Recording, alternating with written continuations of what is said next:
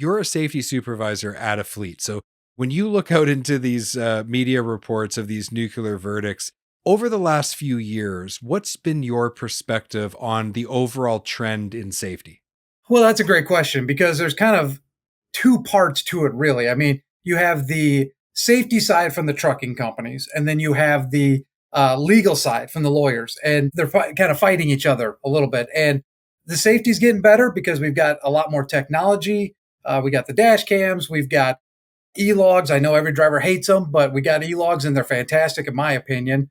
We've got different side cameras now. Like our fleet, we have cameras that point back down the trailer so we can see if someone touches us on the side. You've got even backup cameras now. I was just at a conference last week and they were talking about these rear view cameras behind the trailer. So we've got, from the safety standpoint, we've got our entire vehicle pretty much covered. However, when it comes to the nuclear verdicts and the legal side of things, those lawyers have gotten very good too.